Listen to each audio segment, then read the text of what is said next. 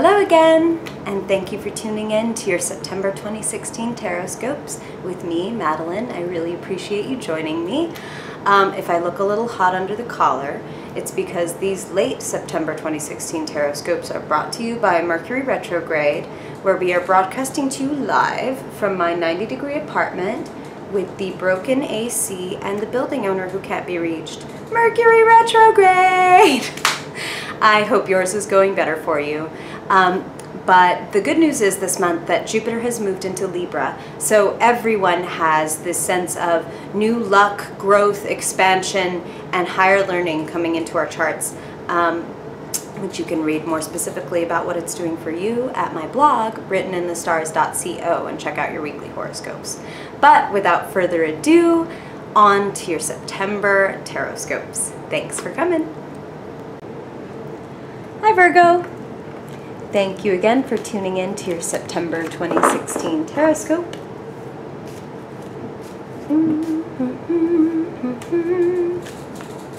I got a couple of messages last month about the fact that I did not show my chubby little hands shuffling the cards.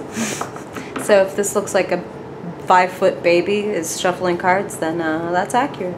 But I just wanted to make sure y'all knew that I'm definitely not pulling particular cards or anything on purpose. Definitely only want you to get the message that you most need from Spirit. Okay? Sorry about the autofocus. Much like life, things will become clearer as we go. This is your September 2016 Taroscope, Virgo. What's coming up for you in September? What's coming up for Virgo? September 2016. September 2016. Make sure you can see everybody coming to your party. So you have a lot of folks in your reading this month. Interesting cast of characters hanging out with Virgo in September 2016. Okay. Okay. Nice. Virgo. Last one, Virgo. You're the one. Okay. Okay, Virgo. So you are definitely, it's time, something is not working for you anymore, and it's time to leave it behind. And it's like, whether you like it or not, you're leaving it behind because the world is taking matters into its own hands. The Tower is a shocking, abrupt change, like a bolt from the blue, like a structure that you thought would always exist in your life, something that you relied upon, maybe took for granted just in the sense that you thought it would always be there, is falling apart. And it's not something that you can put back together. The best thing for you to do is walk away from it. And it's okay. There's no rush. There's no judgment. It's not that you need to just, oh my gosh, you know, be strong and walk away and don't look back. It's, you know, that would be nice if you can do that. But it's okay if you're feeling like the Hanged Man, who is, of course, hung by his foot, not by his neck. He is still very much alive. It's just that his perspective has been drastically changed. And to come right after the Tower, I mean, all that says is that this massive change has thrown you for a huge loop. It's like you are looking at the world in a completely different way. And you're feeling very much in suspended animation. You're in limbo. You're like, well, what do I do? And you can't rush this. It's okay to need time to think.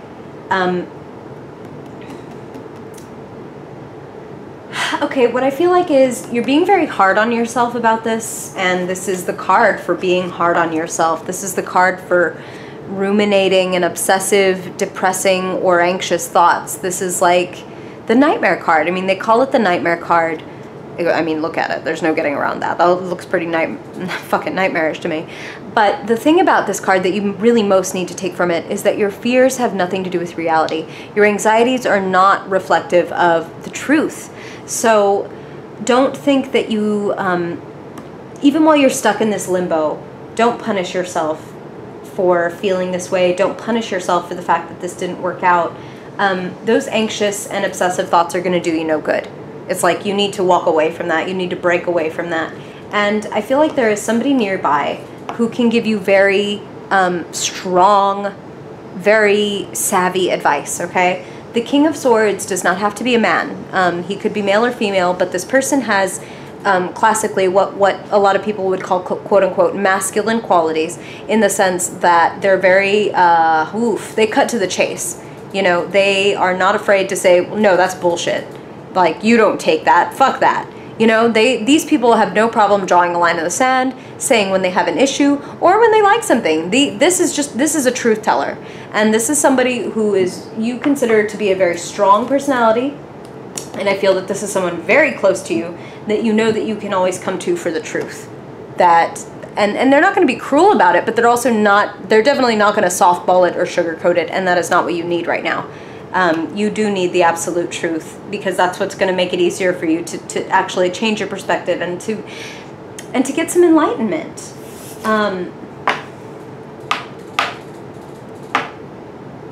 Wow. Okay, so what I want to say is that this is you. You're not a fire sign, Virgo, but you this month are represented by the Queen of Wands. It's time to step into your leadership. It's time to recognize your talents and your skills, and it's time to get a little bit fired up, to get a little bit into yourself. Like it's so funny. What Spirit says while I'm looking at this is like, I'm feeling myself. Like, you don't have to like Nicki Minaj, but I would love for you to start feeling yourself in September. You're magical. Like, you have this charisma, you have this charm, you have this way of attracting people to you. And again, whether you're male or female, the Queen of Wands is like the charismatic leader who can unite the team and bring it home. This is she's the queen of magic. She's the queen of willpower. She's the queen of energy and excitement. It's time to like turn the lights on. Like, turn the lights on when it comes to your creative talents. Like, you need to step a little bit more into your creative talents. And it's like, some of you may not even consider yourself to be that creative, but you Virgos, you have a way with words, no matter what. Some of you may be artists and other kinds of creatives, but if you're one of these Virgos who's like, well, no, I make software. It's like, coding is creative. Like, accounting can be creative, even though you go to prison for that. There's different ways to be creative, and it's time for you to step into that. Like, it's time for you to step out of the box a little bit. And I'm feeling that's part of that is like with work. Like, be a little bit more out there. Be a little bit more fiery. Go for it. Be a little more expressive. Because you're at a crossroads and you have a lot of options in front of you, and they're not all good options. And right now I feel like some of you are scattering your energy in way too many directions. Like, you are ruled by Mercury, you are mercurial and changeable by nature, adaptable, you're a mutable sign, and this is also Mercury retrograde. So it's like, there are all these options, and you may choose something and in the end be like, ah, crap, that was not at all what I thought it would be. Because what's drawing my eye is this, like, all these options, right? You've got like enlightenment with this head, you've got victory with this laurel, and then over here, like, you've got like this castle which looks like gold from far away, but if you were to look closer, it's made of sand. So for some of you, I feel like you are going to be scattering your energy into places where it's like, ah, crap, that's not at all what I wanted, and I put so much time into that. So talk to this person who is going to be very honest with you. Like, what do you think is worth my time? Is this worth my time? And they will tell you bluntly yes or no. So it's like, you need to cut out like 5 of these and like narrow it down to 2. And I really feel like, for whatever reason, for a lot of you, 2 is an important number. Like 2 projects or 2 jobs and that's it, or whatever. Like, you only have so much energy and so much time, and your creativity is demanding to be released. So it may be that a lot of you need to put more effort into your creative cup. Okay, so again, you have an interesting cast of characters around you this month. You have another friend nearby, right? So you have this friend, and it's funny, these are like almost opposites, which is great, because you're going to be getting all kinds of different vibes of advice. So where this person, male or female, but this king is very blunt and very, has no problem like cutting off your head to tell you like, no, like, you're dumb, I can't believe you did that. this Queen of Cups, again, whether male or female, very opposite energy. This is like a nurturer. This is an intuitive, where he is very much in the mental realm. She lives in the heart and in the feelings and in the soul. And this, the Queen of Cups is like so empathic and so compassionate that she is often psychic. I mean, you will often meet, often tarot readers come up as the Queen of Cups because they just have this way of, okay, it's like if you have the friend who's telling you the story about why she's taking back her shitty, cheating boyfriend, even though she's complained about him for months and then broken up with him and now they're getting back together. And it's like she's telling this friend all about it. And this friend doesn't even have to say anything.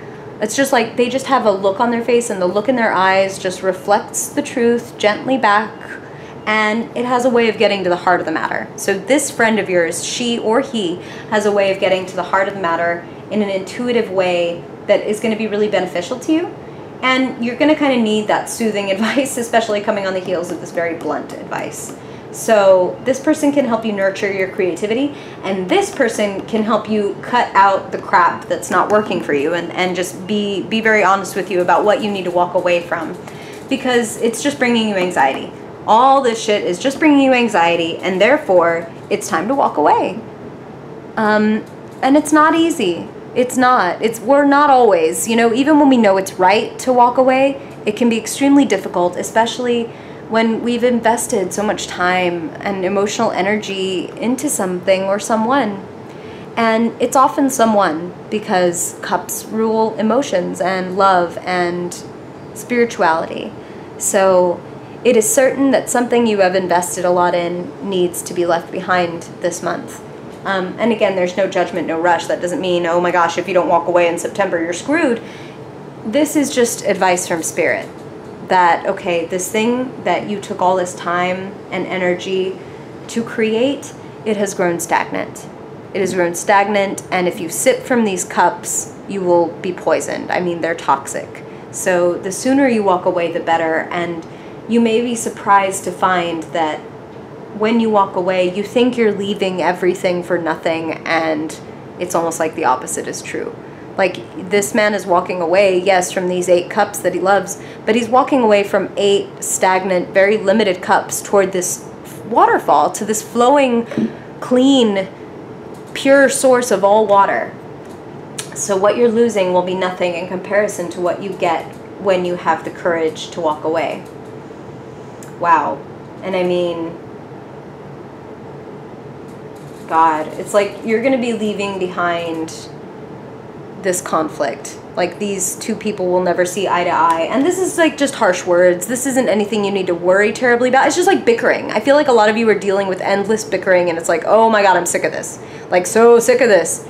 And walk away. Not worth your time. Like, this person's not going to come around to your way of thinking, at least not with this strategy. So the best strategy may be to ring the damn bell and get out of the ring. And that's what Spirit is saying. Ring the bell and get out of the ring. And then maybe this person will come and try to seek you out on different terms. But the way that you're going about it now, it's not going to pan out differently. It's going to continue to be the same, and it's continue to be draining and frustrating. So I say, ditch this. This is part of your tower. This is part of your anxiety and just endless rumination. And like, these are all hooked up together. It's like, this is not going to change. Take a more creative approach. Be willing to change up your ways. Okay? I love this. This is like, when you walk away, you walk towards something amazing.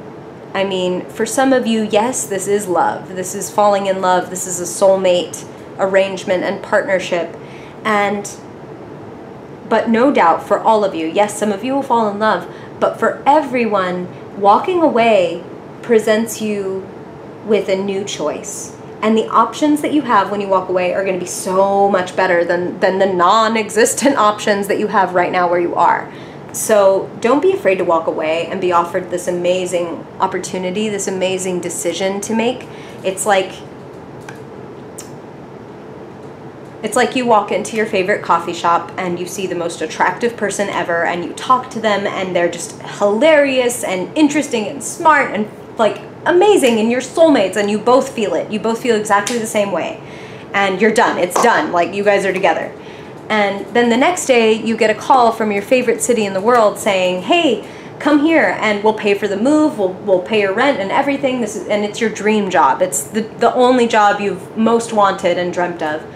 But you would have to move there and your new soulmate would have to stay where they are. So which choice do you make? It's that amazing of a choice that you're being offered. So be open and keep your eyes open for this amazing choice. And then this is victory. This is like ultimate victory. And it's not just victory. The best thing about this is the Chariot speaks of leveraging the competition and leveraging the obstacles, not just like beating the obstacles, but being able to use the obstacles to your advantage and to increase your energy and your momentum and get you even further and faster. So I think you're going to be making tremendous progress in September, and that tremendous progress only comes at the cost of walking away from stuff that is not working for you anyway and that is just causing you stress. Virgo, again, your card for this month is the Queen of Wands. Step into your leadership fearlessly. Use your creativity. Take a new approach. Be a little expressive. Be a little fun. Have a little excitement and magic in your life. So you're a little black cat. Bring a little magic in. I hope you have a great September, Virgo. I thank you so much for listening. I hope you subscribe if you enjoy this, and find me on social media if you want more. And I hope to see you in October. Thank you. Bye-bye. Thank you so much for listening. I hope you enjoyed your Taroscope. And if it brought up any questions or if anything resonated with you, I would love to hear from you in the comments and get back to you about whatever came up for you during your reading. And if you'd like to talk a little bit more, you can find me on social media. I'm on Instagram, Facebook, all of the things. And I've linked those down below, so if you want to find me there, I'd be happy to talk to you. And you can also check more out on my blog, writteninthestars.co, where I do daily card readings as well as weekly horoscopes and give you some other tips to invite more magic into your life every day. I really appreciate you tuning in, and I hope to see you in October. I'm still debating my costume, so if you have any ideas, please let me know. Thank you so much, and I hope you have a wonderful September 2016. Bye-bye.